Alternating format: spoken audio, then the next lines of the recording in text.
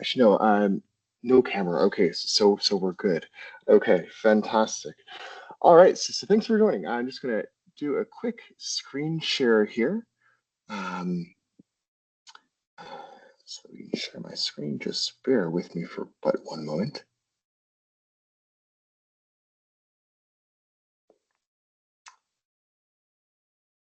All right, fantastic. So, security versus executives is the talk of the day. I'll say that while in the past I've done several technical talks, certainly gone more into depth. I've quite found that a lot of these lunch and learns that I've presented at in the past, and various conferences and things, I find that most of the people sitting in the audience, or in this case online, such as yourselves, tend to come from at least like moderately technical backgrounds themselves, and covering, let's say, like more so-called like in the weeds technical details, while valuable is not quite as immediately applicable, let's say, to everyday work as what other talks that have dealt like this are. Further, it tends not to be where they fall short. Most folks are rather technically capable, and it tends to get lost in the messaging. So, as such, security versus execs. While no one listens to you, and how to fix it by talking risk, or perhaps if I were to give it another label, I would say, why nobody listened to me and how I fixed it by talking risk. It seems to be a rather universal problem indeed. Um, Quick story to start. Let's see here. There we go. Quick story to start. So, lived experience to avoid. It was about a decade ago now. I was just getting in to say like cybersecurity and risk management. Had spent several years prior to that in like data analytics and data science at big tech companies. And long story short, the company for whom I was working at the time, uh, largely unregulated, collecting absolutely vast amounts of data. And here I was, a young data scientist in his early 20s, um, with access to very personal data on hundreds of millions of people, and insufficient, at least by today's standards, insufficient security and privacy standards were in place to protect it, which got me quite interested in the issues of like data privacy and information security. This was around the time that like Edward Snowden made his big revelations about like NSA and CIA data collection practices. In the United States. So needless to say, security and privacy were very much front of mind for everyone. I was at that point got into privacy and security practice, and this long time ago was my first big board presentation as a, my goodness, 23 or 24-year old, I think it was. And I prepared for that thing quite well. I thought, at least at the time, I knew all of the technical details of the project that I was working on, was able to talk the technology and the structure of the data and the systems that were used to build it, and all of these various technical considerations. And I went into the boardroom with a whole pile of confidence. And about 8 or 10 minutes into a what was meant to be at least a 1 hour presentation, one of the members of the board, someone who in their at the time was in their 50s, quite a bit of experience, probably a solid 3 decades of experience themselves, asked a fairly straightforward question of me after presenting these, this security project that the company was undergoing. They asked of me, how exactly does this affect our product development pipeline with this particular product? And I was speechless.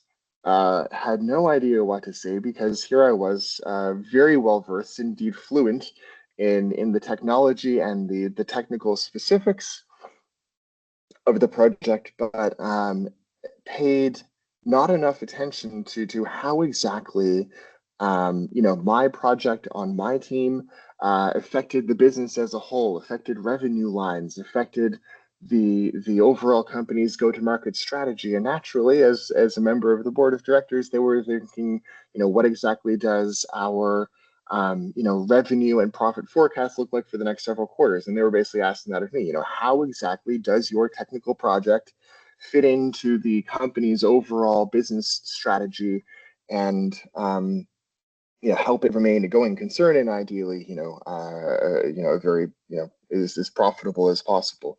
And I was speechless. Basically stood up there in the front of the room in front of, my goodness, 15 or 20 very senior executives in the company. Like I had no idea what I was talking about whatsoever, like I didn't belong there. And truth be told, at least within that particular context for business strategy, I did not. Thankfully, I had a very gracious manager at the time who saw me in my hour of distress and raced in. After figuring out after a few moments of uncomfortable silence that I was not prepared. And after that, we basically delivered a joint presentation where I was able to speak to the tech and they were able to speak to the strategy. Of course, after that meeting, I vowed to myself never again would I walk in to a room having all the technical details and none of the business details. So with that said, forward. Why am I talking to you here today? A decade plus experience, just to briefly drop my bona fides, I suppose. A dozen plus certifications across several different certification bodies, ISC squared, ISACA, IAPP, PMI, so project management professional, and CISP and CRISC and CISA, and most of those main, most of the big designations, I've got them. Spent the past decade building various compliance programs for companies in various industries, healthcare with HIPAA. I've PCI with larger retail technology companies, built ISO 27K programs, ISO 42K programs, SOC 2 programs, multiple project programs from scratch. The so-called program on a shoestring, which is to say, you walk into I would walk into a business. Certainly in my early years, and they basically say, we want a program built for next to nothing aside of what we're paying you for your salary. And quite on the opposite end of that as well with, multi-million-dollar budgets. Privacy and compliance world, I have a master's of telecommunications law, serve as privacy advisors for a few San Francisco area startups. Also serve on the board of directors for a couple of different boards with the International Association of Privacy Professionals. So all that to say, spent more than a few years in the industry at this point. Have a pretty good grasp, not just in one particular area, but the reason that I tend to focus cross-functionally is because I play cross-functionally. Likely influenced by that very formative experience all those years ago. All right. Why security messaging fails at the executive level? Really comes down to three things. Wrong language or suboptimal language, suboptimal framing, suboptimal tone. A lot of, I'll say a lot of analysts, senior analysts, senior architects, like non-executive leaders, certainly in like the technology and IT and security space, tend to be very comfortable with tech speak, but less so risk speak in terms of how exactly do those technical considerations impact the rest of the organization. How does this data pipeline in security, or how does this data pipeline in security or the data science team impact the quality of the campaign that the marketing team can run, for example, or the sales team can run? How exactly does the application of a substandard encryption standard impact the premiums that finance has to pay for insurance premiums? So A lot of folks walk into the room basically, speaking in tech, encryption, data pipelines, um, hashing, algorithms, things like that, instead of what impact it has on the business. The wrong framing. Security as a blocker, not as an enabler. In terms of, well, here's a problem that we're facing. You can't do this business project because this security thing is gets in the way.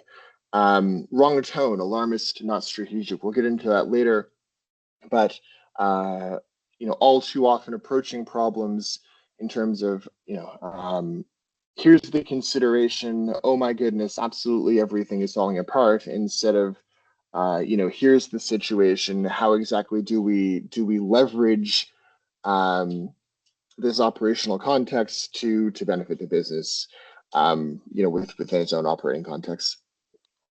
Once again, many junior employees, I'm sure that many of you have analysts, senior analysts on your team who are quite competent individual contributors, and you're wondering, how exactly do I get them from being a very capable individual contributor to someone who is able to support me more strategically at the executive level. And you're trying to get them to move from the framing of saying things like, well, this 0 day is critical. The if anyone's familiar with the Chicken Little story, the sky is falling, to something more, less alarmist, more strategic, more helpful. So you're saying, or they're saying, the analyst is saying, this 0 day is absolutely critical, and what the board of, what a board or senior managers here is, how can I scare you into caring enough? Security might say, unpatched systems are exposed, and what the executive team actually hears is, well, so you failed to patch.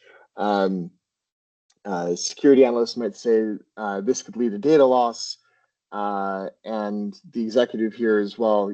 I deal with a lot of coulds and mays, so this is a hypothetical problem and therefore not urgent, which is quite the opposite of what the security analyst or the senior contributor is trying to convey. Lastly, security may say something like, there's a new attack vector emerging. And the executive and all their years of experience sitting in front of multiple presentations thinks to themselves, albeit quietly, here comes the sky is falling pitching. If just to go back to that old adage, at least an old adage in my part of the world, where people often say, if everything is an emergency, then nothing is.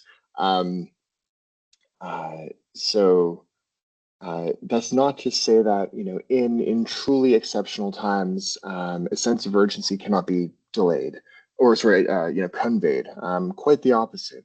Indeed, in those absolutely urgent, truly exceptional times, those are the times that you convey that sense of urgency. But I find, and I've found that in their in their youthful vigor, in their excitement, in their zealousness. Oftentimes, like younger security professionals tend to treat absolutely everything as mission critical.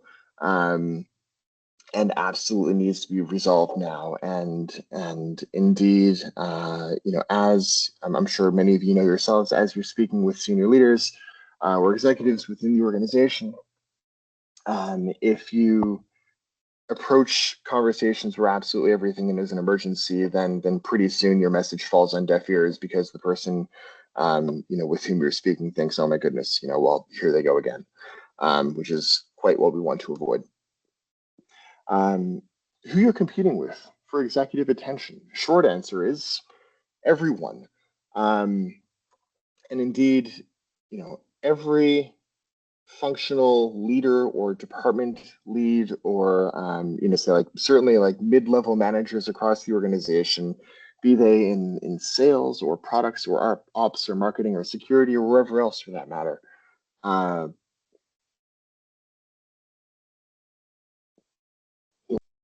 be jeweled in to present, to these boards or executive teams, perhaps on like a quarterly basis or a biannual basis, as these teams meet to discuss the strategy and the future of the company. And each team is going in um, more often than not with a specific ask for their specific team, basically saying, sales needs this because we have this project, or the security team needs this new server because the old one is end of life. And of course, the audience is thinking, well, like, so what? And really the big question is, how does that affect me? And if you are able to answer that how does that affect me? Um, it is by taking that tack that you're able to basically rise above the noise. If you're just another team saying, I need money for my project, um, or this particular security regulation is really really important because this ISO standard or this BSI standard, or this NIST standard or what have you says so. You must listen to me. You're probably going to walk out of that room disappointed. However, if you were to say, you know, um, this regulatory landscape is shifting or maturing, say like in this particular part of the world, and here's how that shift affects the business, and here's what our risk exposure is by doing nothing. And if we do nothing, here's our risk exposure. And if you want to continue to limit that risk exposure to where the company has expressed it wants to operate in, then here's what you need to do to fix it. And this thing that you need to do to fix it is exactly what I take care of. And here's the money that I need to have to fix it because I need to do actions ABC. So instead of just saying, I need a new server, it's, well, I need a new server because the old one is out of date. And with this new server, I can do X to help the company navigate this change in the regulatory landscape, or the I guess like the wider competitive landscape, in whatever context the business is operating in. Basically translated into business needs to rise above the noise. Same risk, different framing. One gets action, one gets ignored. So technologist framing. You have an unpatched S3 bucket in AWS. Instead, think of the impact that unpatched S3 bucket has. So if you were to instead say, well, there's open access to 400,000 client records, the more senior leaders within the organization would say, okay, well, open access or unauthorized access to 400,000 client records. I know what that means. That means potential data breach. Do what you need to do to fix it. And the do what you need to do to fix it is, okay, here's the resources that you need, whatever that might be, to patch that S3 bucket. So it's not so much ignoring the problem itself, but focusing on the impact, conveying the impact on the business at the higher level, and then when you get the nod or the approval or the go ahead, then you have the resources to go back and fix the underlying driver of that problem. Secondly, technology framing, default credentials in development, you might say, and the executive, of course, would look at you with blind eyes, or at least many would, since most tend not to come from highly technical backgrounds, and they'll look at you blankly and say, well, okay, what exactly does that mean? Whereas if you reframed it as, right now the company has a heightened risk of internal fraud across its payroll systems. Um, uh, that is translates it enough out of the technology speak and into business speak so that the most people sitting at that table in front of you or sitting on the call with you in those more senior level roles will say, okay, well, fraud risk across payroll systems, that's a big problem. And of course, I should say, like, in the vast majority of circumstances, their next question is inevitably, what exactly do I need to do to fix it? Which is where you come in. So you're not talking about you're not talking about the technical problem, you're talking about the business challenge. And in talking about the business challenge, you basically say, okay, here's the business challenge. Here's what we need to, here's why it's a problem for you. Here's why, here's how it impacts the business with respect to, regulatory risk or financial risk or, risk to the bottom line in terms of, revenue, top line revenue or profit. Naturally, their question is, okay, what exactly do we need to do to fix it? Do you have a plan in place? And you can say, well, yes, I do. Here's what I need to do to fix it. And importantly, I would say when you're talking about problems, to the greatest extent feasible, make sure that you already have a plan in place. The number of times that I've heard before, and perhaps some of you use yourselves, don't come to me with problems, come to me with solutions. Indeed, in much the same way that you say that to your direct reports, members of the board of directors or the executive team will say that to you when you're presenting when you're presenting to them periodically, as the case may be. All right. They don't think in controls. They think in terms of risk trade-offs. Security risk.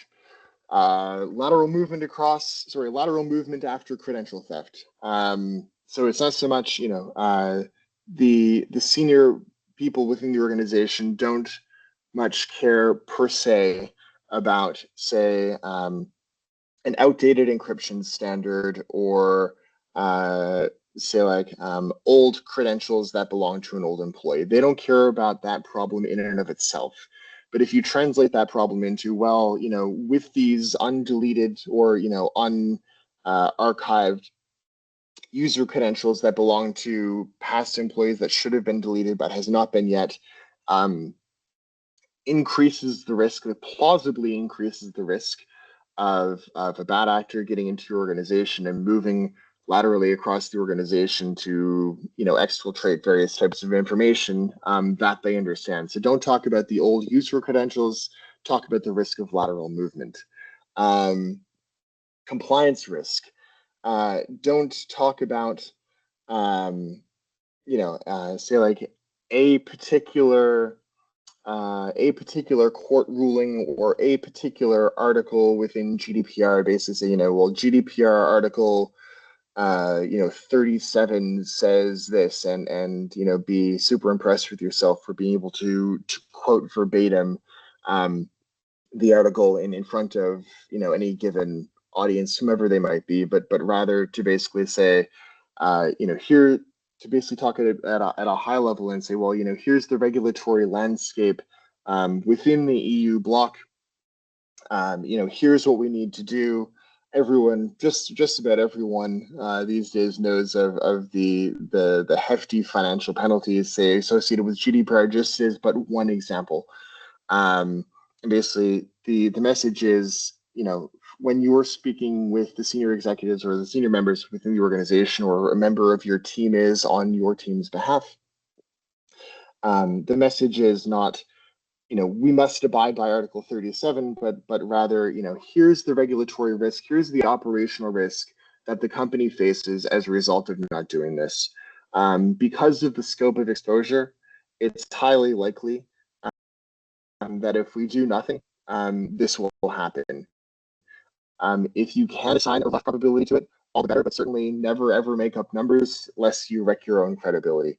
But the idea is talk at the high level, convey the risk, and then when you have the go ahead, worry about, what articles or what findings or what reports or what security standards you take care of, once you've been given the instruction to go execute. Brand risk. Denial of service from a SIM flood, easily prevented by a firewall.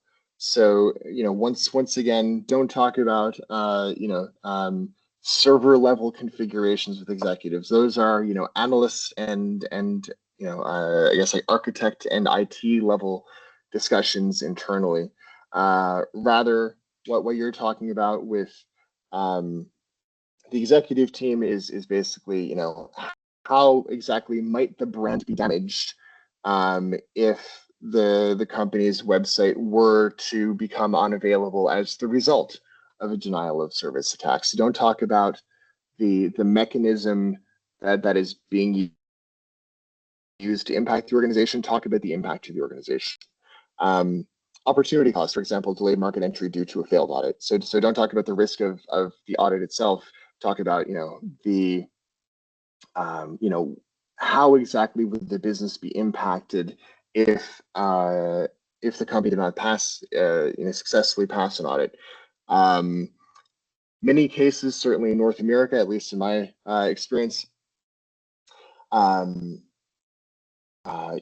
audit reports are certainly one of the main pieces of evidence that prospective clients, certainly larger prospective clients, look for from customers when they're considering whether or not to sign with a particular business. So if you were to say to the executive, the audit is important because it's really important that we do things well. They're naturally going to lose their attention with you, or they're going to perhaps even uncontrollably yawn. However rude it is, you're not capturing their attention. Whereas if you were to say, it's important to pass this audit because research shows in our industry that 40 or 60 or whatever percent of tier one clients insist on seeing a third-party audit report prior to signing with a business for their services. Well, now you have their attention because now you're talking bottom line.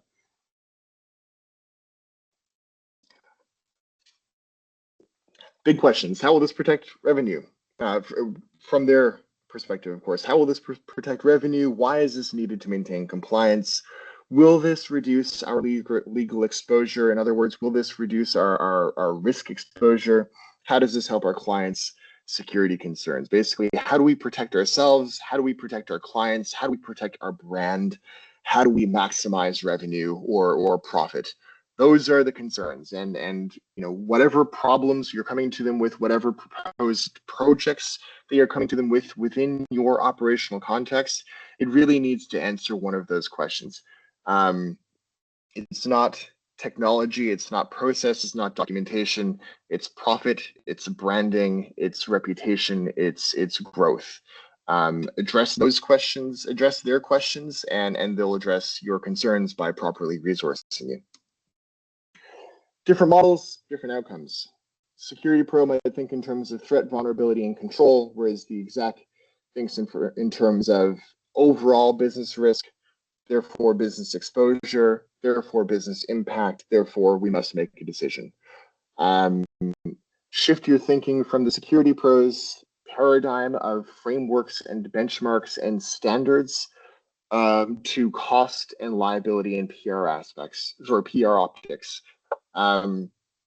Really, it's before you develop any kind of communications, whatever that might be it an email or a presentation or a monthly newsletter that your team sends out, whatever the case might be.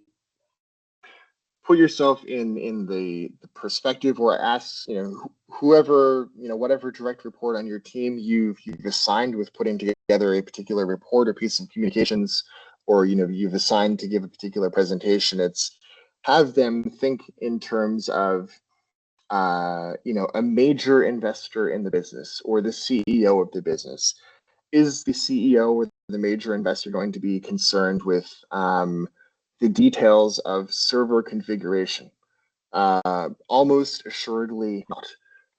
Will they be concerned with the liability to which the company might be exposed if the server is misconfigured and unauthorized access is gained to your systems? Absolutely yes, because then it affects bottom line, PR, branding, the ability of the company to retain existing clients and win new clients. The translator's playbook. So how exactly do we reframe security as a risk? Don't dumb it down, just line it up. Tech risk does not equal business risk until it's reframed, of course. Don't explain attack paths, explain impact. Once again, so when you're talking with these folks, and again, keep in mind that many of them, perhaps even most of them, will not come from engineering backgrounds. Many of them will come from, HR backgrounds, accounting backgrounds, marketing backgrounds, business strategy, law. Several of them might have an MBA, to be sure, but even that's just a general overview of business. An MBA certainly is not a technical path. So indeed, talk at their level. Talk to them as if they're informed laypersons, which they indeed are, but not, the engineers and the data scientists such as yourselves, or various other technical professionals in your various roles. Don't list controls, frame decisions. Present feasible, appropriate alternatives. So importantly here, the cost of the fix is incredibly important. If you have a $10 problem and it costs you $11 to fix it, or if you have $10 worth of risk exposure and it costs $11 to mitigate it, then nothing is going to happen. Because of course the investment would be irrational. So as you're presenting various issues, various challenges, various problems that need to be fixed, cost out your solutions. You don't necessarily need to have everything fine detailed ahead of time, but doing some so-called napkin math, running the quick numbers before you make particular suggestions would be helpful to basically say, well, this solution is going to cost, let's say $100,000 to implement, plus or minus $15,000. You don't need to go ahead and get formal quotes, but having a rough costing in place will help frame the discussion all the better, provide the appropriate level of detail needed, and clearly demonstrate to your audience that you've done your homework beforehand. Swap the feed dump for a real story. So, the raw story might be 200,000 brute force attempts were detected in the past, 24 hours.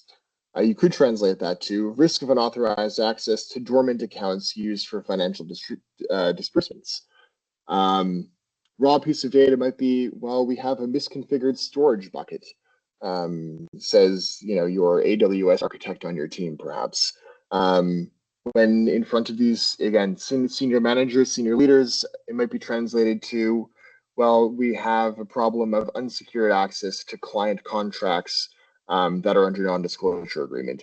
And immediately their ears perk up in terms of, well, that's a serious legal exposure. How exactly do we correct that?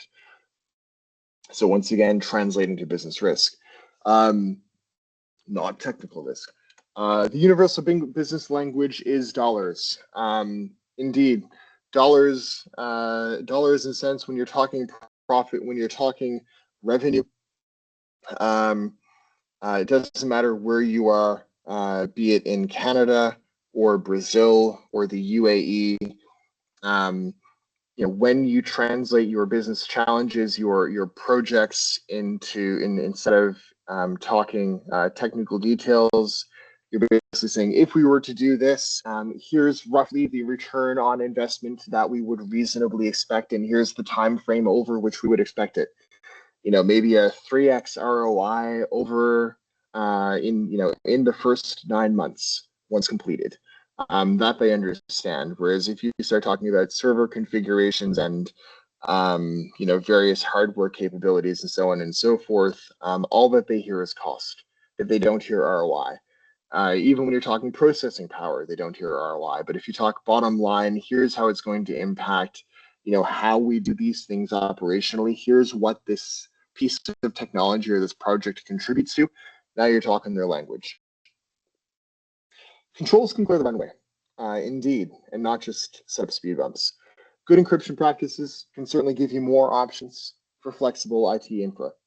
Vulnerability management unlocks more business because, for example, less risk within your organization, but increasingly, many prospective clients, many existing clients want you to talk about your security program, at least at a very high level, to basically say, okay, what exactly are you doing within your security program? And I'm sure this is abundantly clear to all of you already, but perhaps less so to your direct reports.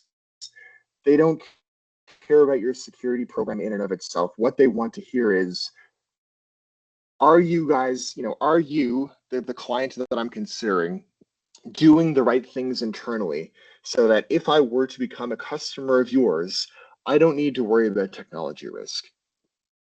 It's not, show me how impressive your security controls are. It's show me what you're doing and prove to me that I don't need to worry about you, that I don't need to worry about my data if I become a customer of yours. That's really what they're saying. DLP enables better IP protection. So it's not DLP is a really cool software that does this and this and this, but rather DLP is one of the necessary pieces of software that protects clients' data, protects the company from legal risk, and wins more business. I'm sure at this point you're very much starting to see a repeat theme. Speak to yourself in tech, speak to them in risk. So think, plan, present. At the tech level, you might say, well, we have a certain CVE or a risk of lateral movement or an S3 misconfig. At the risk level, you're thinking, access risk, regulatory exposure, fraud prevention. Again, what exactly impacts the business? Don't talk about the technology per se. Talk about the impact on the business, the impact on the bottom line. And again, level 3, speaking with senior managers, senior executives, what exactly is the legal hit? What is the risk to customer churn? How does this impact revenue? How does this impact our quarter? Talk to them in quarters and revenue and profit. Talk to your direct reports in CDEs and lateral movements and server misconfigs. Good way to lay it out. I'm sure you've all seen this before. Probability and impact, business relevance equals business relevance or risk.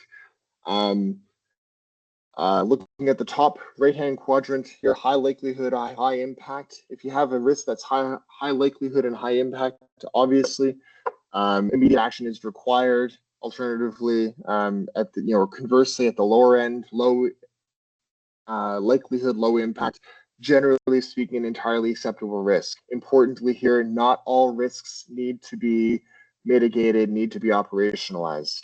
The company itself should certainly have a risk management program with a defined and documented risk management appetite to basically say, here's the risk that we're okay with taking on, here's the risk that we're not okay with taking on.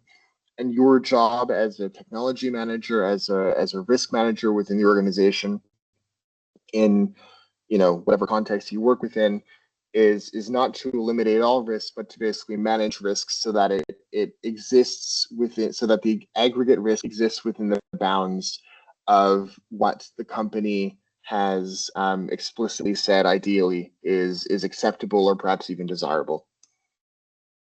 Pragmatic shortcuts, fast wins without selling out. Five slide briefing that they'll actually read. And I will provide you with a template at the end in just a couple of minutes here that you can actually use yourself within your own organizations and provide with your own direct reports to help them streamline their communications as well. Executive summary, 1 sentence, 12 to 15 words, risk statement, risk overview, what exactly is the likelihood and the impact of a given risk, presentation of options, 2 or 3 realistic paths. And again, make sure that they're realistic. Oftentimes there is granted a perfect solution, but more often than not, that perfect solution is either not operationally feasible in terms of logistically feasible or is not financially feasible. Make sure that the options that you're presenting are indeed realistic within the operational context. And include the do nothing option as well, because it's always on the minds of these people in terms of, okay, if we do nothing, what exactly does it cost us? Might status quo be the best option here? And better to present the do nothing option as one of your 2 or 3 options. Why it is indeed superior, or perhaps alternatively why it's indeed not, rather than you and your conversation getting sidelined while you're in front of them on the flight. Cost and timing. Ballpark ranges, as I said, you do not need invoices yet when you're presenting alternatives, but it would do you well to have high-level numbers. Again, a certain dollar estimate plus or minus, 15%. If you did a quick check on the marketplace, let's say you're recommending a DLP solution and you note that, DLP solutions cost roughly, I don't know, let's say $85,000 American a year for a top of the line DLP solution for your company, for your scale, roughly. So if you were to say, well, $85,000 a year plus or minus $10,000, that would be appropriate costing for that level of discussion. Then they would say, of course, okay, go off and get your quotes. Recommendation with minimal jargon. IT and security people, I know, I'm one of them. We do love our jargon. We do love our acronyms and initialisms. Stay away from them at all costs.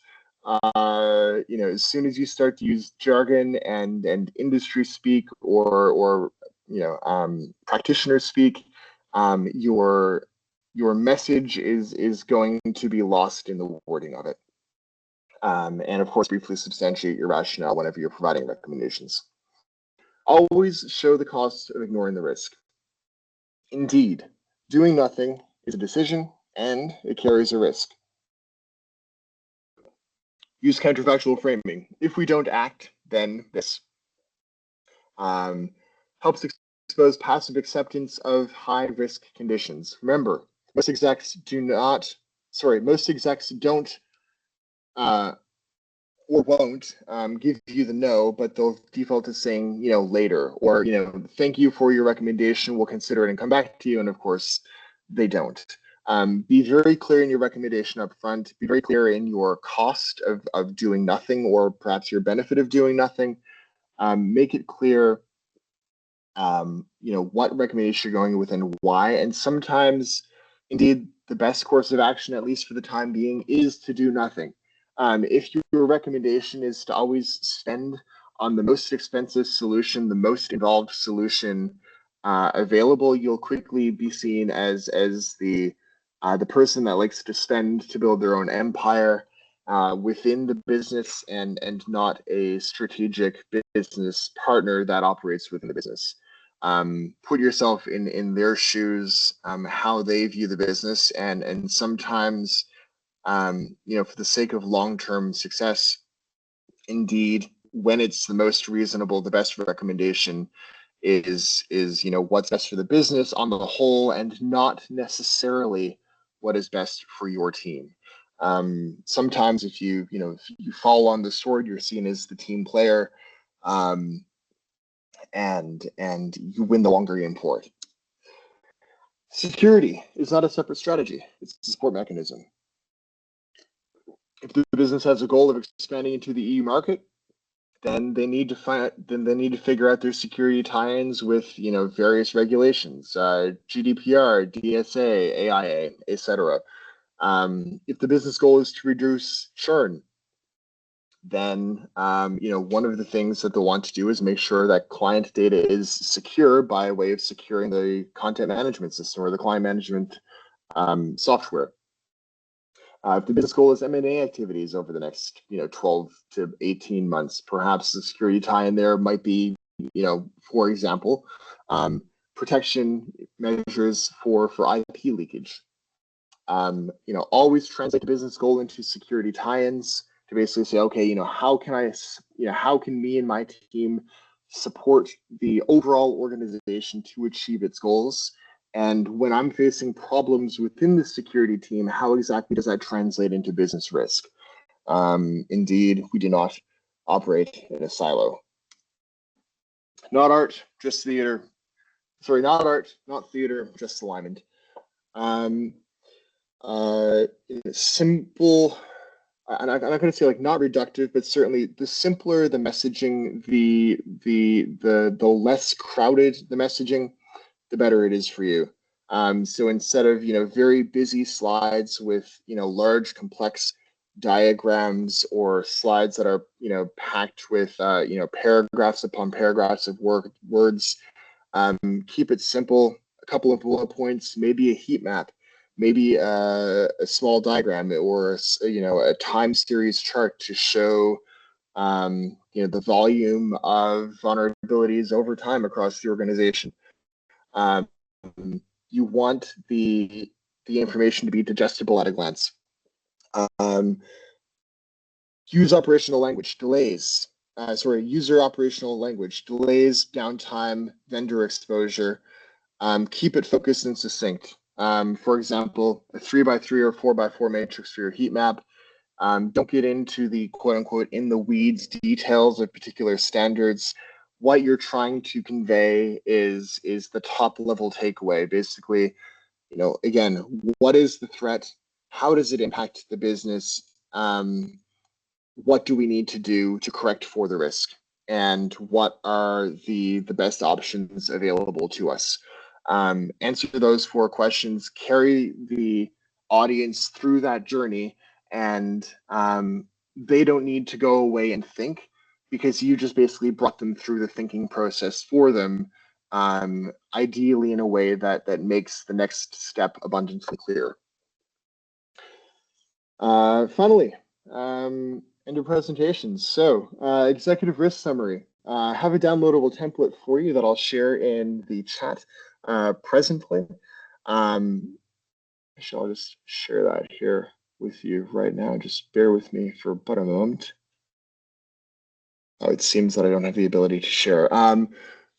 Neuron. Quick question for you. I know that you do have the attendees list here for today. If I were to share that template for you for the risk communication that all of these fine folks would be able to take back and use at their leisure, or share with their direct reports, as the case may be, would you be able to do that?